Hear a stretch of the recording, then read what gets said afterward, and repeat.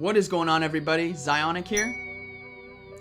And in today's video, we are going to cover the Sinister Cup meta. Now, before we dive into that, if you guys have been wondering where I've been, why videos haven't been coming up, it's been a little over a week. Well, my son was born on October 1st, so ironically the first day of the Silpharina Season 2, so nothing better than Zyonik's son to be born on the day that PvP season starts. But we've been at the hospital the last week, but we are finally home now. My wife and son are doing amazing, so thank you all for all the support and love you guys have been showing, and special thanks to my patrons for all the support and late night talks you guys have been helping me with, and late night battles. So now, if you guys were unaware about the Patreon that I have set up, this is what it is. Basically, I provide coaching and you guys get access to a private Discord channel. So starting off, the supporting trainer, $1 a month, you guys will get an invite to the patron Discord, and those of you who are $1 patrons right now, be sure to check your inbox because the invite has gone out.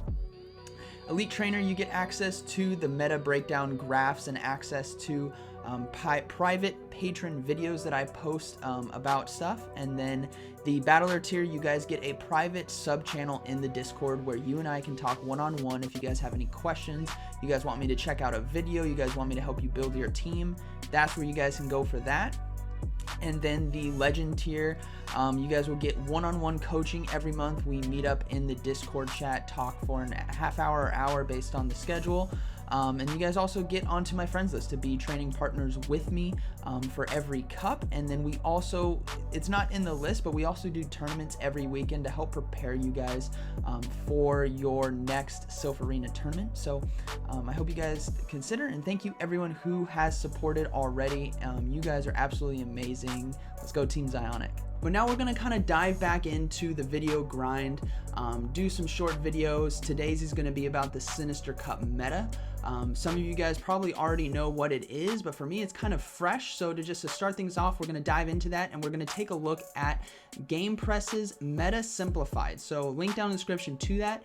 Lorman96 created this. He is a article writer for GamePress, and they create beautiful Meta Simplified graphics. So in today's video, we're going to dive into the Sinister Cup meta. So let's go ahead and get right into it.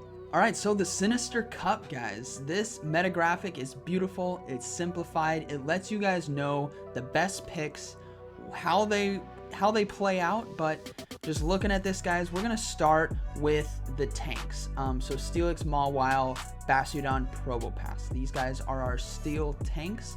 Empoleon kind of as well. But the tanks are important, guys, right? They're gonna check the ghosts, and they're gonna check the Confusion Psychic users. They are going to be very important. You're definitely going to want to have at least one on your team. Now, Steelix being the #1 front runner is fantastic, but you don't have to have him on your team to do well. Call Me Jake, another Pokemon Go PvP YouTuber, competed in the New York tournament yesterday. He went 6-1 without a Steelix. So link down in the description to his channel. I'm sure his tournament video is going to be coming soon. If you guys want to see how he did without a Steelix, be sure to check that out. So Steelix is going to be huge because of Crunch and Earthquake, right? Crunch has been doing super effective damage to the Psychics and super effective damage to the Ghosts. It's low energy. Now you can run with Dragon Tail as a fast move, or Thunderfang. Thunderfang is going to give you some niche coverage to Poliwrath and also Empoleon. So that's a different way, but then you lose in the mirror. So a couple different ways you can run it. Mawile, absolute threat with Bite to the Ghosts and Psychics. Power Up Punch ramping up the Bite. So he is a huge threat and definitely something to consider for your team. Bastiodon is going to wall the Ghosts. He is an absolute wall. He can take a hit from all these guys, a couple hits. He's fantastic to have in that sense. He's going to do well against some of the Psychics. You have to watch out for Claydol and Bronzong and Gallade. Lugia as well with Hydro Pump. Basically half the Ghosts are going to be able to take him out, right? He's going to be weak to ground type moves, so Earth Power, Earthquake, Bulldoze, Close Combat on Gallade, Hydro Pump on Lugia, Water Gun, Water Pulse on Slowbro. But other than that, he should handle it pretty well. Probopass is kind of unique in the sense that he can still cover Ghosts, but he has that Thunderbolt coverage for Poliwrath and Empoleon. So that is something huge. So when it comes to your team, you're definitely going to want to have at least one of these guys, if not two. And if you have two, do different roles. So maybe you could have Steelix and Mawile, or Probopass and Mawile, or, you know, something of that nature.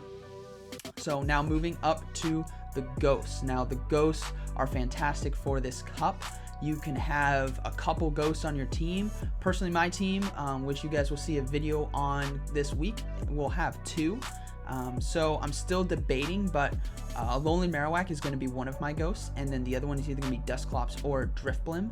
Alolan Marowak you can run with Fire Spin or Hex. Both are extremely viable, but it's going to be based on what your team comp is, and we'll talk about that in a second when we get to the fighters. But Alolan Marowak with Fire Spin can beat a Steelix now. But then he loses a little more to the other ghosts because he doesn't have that Hex damage or the higher energy per turn that Hex provides. But it's very minimal, and still if you land a Shadow Ball, you take out the ghosts. So he is a fantastic pick for that. Dusclops is going to be a bulky tank. He's going to be able to handle Poliwrath and Medicham. He's going to have Fire Punch to check Mawile and Steelix, and then he's going to have Shadow Punch for the ghosts and the psychics. So he's a great like flex pick, good safe switch in, that kind of thing. Drifblim, right? Proc monster. If you guys get the Ominous Wind proc, he is going to do amazing.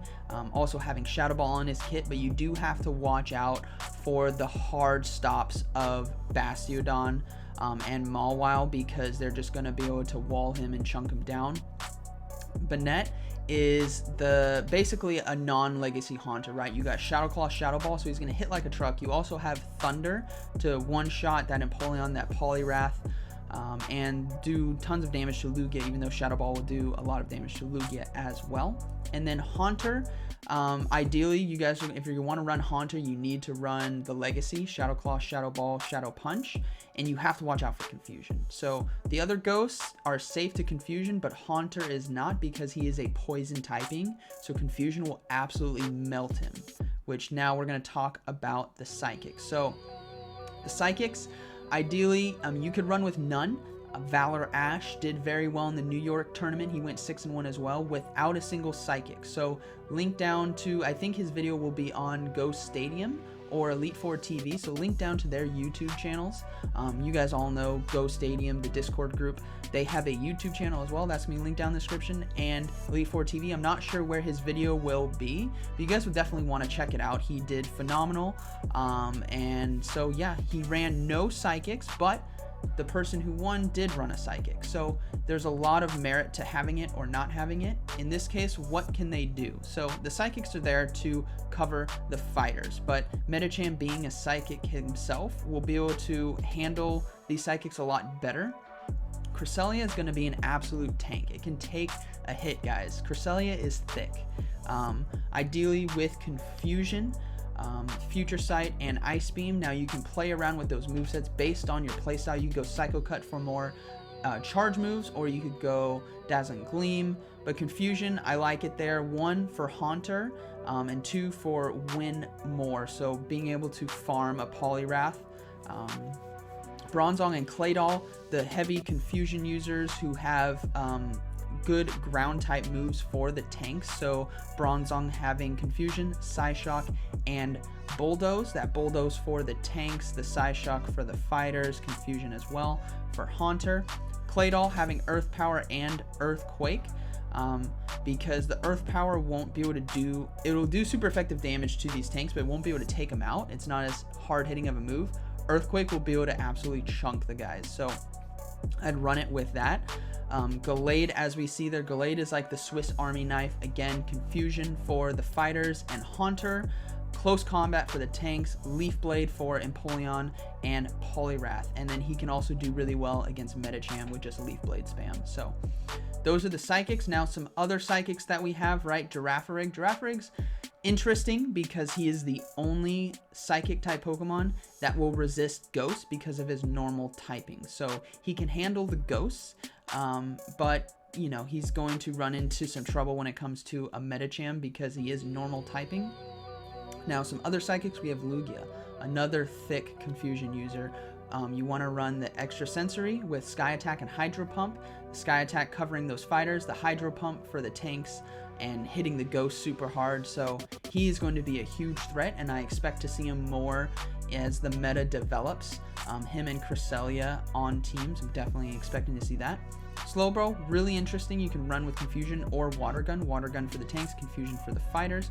You got Water Pulse and Ice Beam. Alolan Raichu got that update, right? With Thunder Shock, going to be absolutely hammering down on charge moves, but he can be walled pretty hard by Pokemon like Steelix and Bastiodon, so you're going to have to watch out for that. Gardevoir is going to be there for Charm. He's the Charm user. He can absolutely chunk Medicham and Poliwrath. He can do a ton of damage to the other Psychics and Ghosts, and then Shadow Ball and Synchronize as well for charge moves.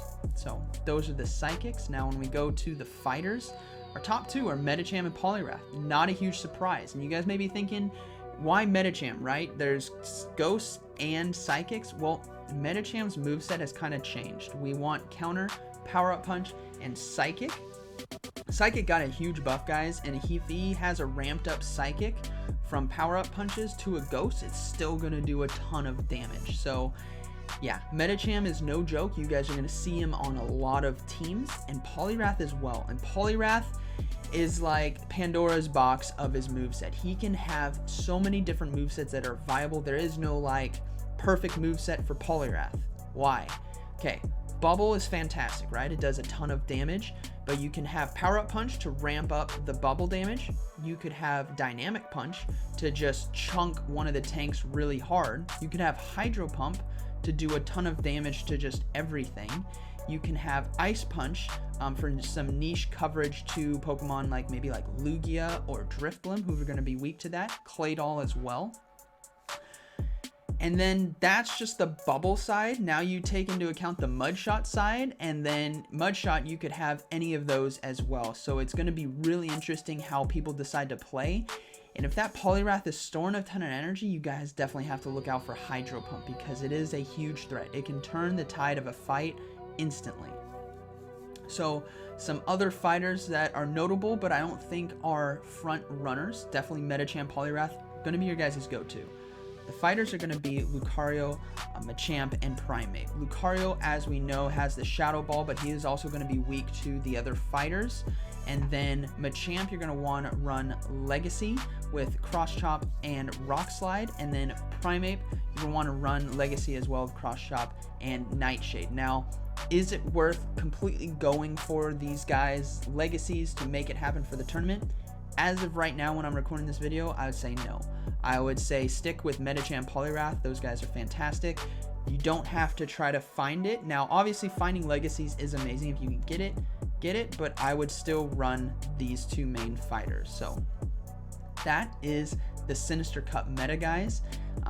Now, in the next video, we're going to be talking about the team building guide. And if you're watching this maybe a couple days after I released it, the team building guide is going to be there. So there'll be a link down in the description or at the end of this video, basically, for that. But yeah, you're going to want to have a bit of everything and doubles up on some of them. So yeah, that's the Sinister Cup. I hope you guys enjoyed today's video, and I hope you guys found it informative. So be sure to smash that like button, comment down below, and let me know what you guys think about the Sinister Cup. What Pokemon are you guys looking forward to bringing to the Sinister Cup tournament? And don't forget to hit that subscribe button if you guys are new, and if you guys are already subscribers, be sure to hit that notification bell so you guys get notified the second my next video comes out. So like always, thank you for watching, and I'll see you in the next one.